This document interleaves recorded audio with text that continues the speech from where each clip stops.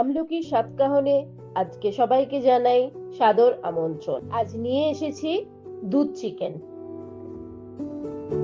প্রথমে কড়াইতে আগে থেকে পরিষ্কার করে ধুয়ে রাখা মাংস, গোটা পেঁয়াজ, টমেটো, রসুন, আদা দিয়ে তার মধ্যে বেশ কিছুটা দুধ দিতে হবে, যাতে এগুলো একটু হাফ সিদ্ধ মতো হয়ে যায়, সেই পরিমাণ দুধ দিতে হবে। এরপর কড়াইতে তেল দিয়ে আলুগুলো ভেজে তুলে নিতে হবে। তারপর সেই তেলের মধ্যে গোটা তেজপাতা,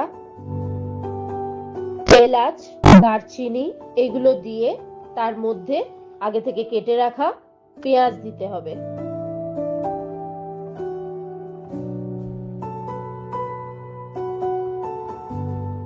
পেঁয়াজটা একটু হালকা ব্রাউন করে ভেজে নিতে হবে।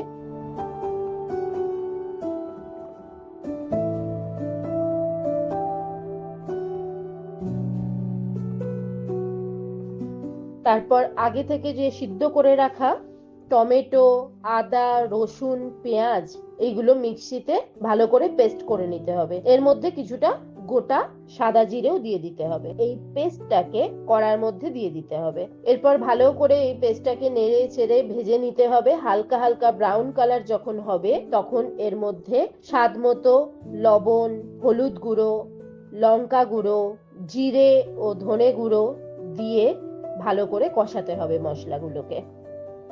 যতক্ষণ না মশলা থেকে তেল ছাড়বে ততক্ষণ অবধি ভালো করে কষিয়ে যেতে হবে।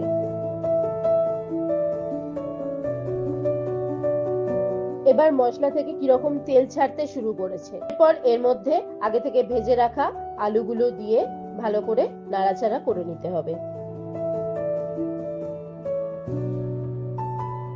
এরপর আগে থেকে সিদ্ধ করে রাখা চিকেন গুলো এর মধ্যে দিয়ে দিতে হবে। যদিও চিকেন গুলো কিন্তু পুরোপুরি সিদ্ধ করলে চলবে না, অল্প একটু সিদ্ধ করে নিতে হবে।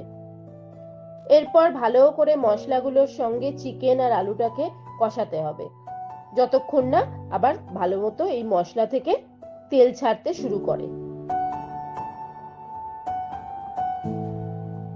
ভালো করে মশলাগুলোর সঙ্গে চিকেন আর আলু কষিয়ে নেবার পর যা দিয়ে আমি সিদ্ধ করেছিলাম সেই দুধের জলটা এর মধ্যে দিয়ে দিতে হবে। দিয়ে একটু গোলমরিচ দিয়ে দিতে পারেন, যাতে গোলমরিচের ফ্লেভারটা এর মধ্যে আসে। আর গরম মশলা দিতে হবে।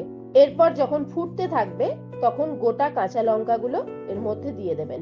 তাতে কাঁচা লঙ্কার একটা আলাদা ফ্লেভার আসে এবং টেস্টটাকে বেশ কিছুটা এনহ্যান্স করে। তৈরি হয়ে গেছে আমার দুধ চিকেন।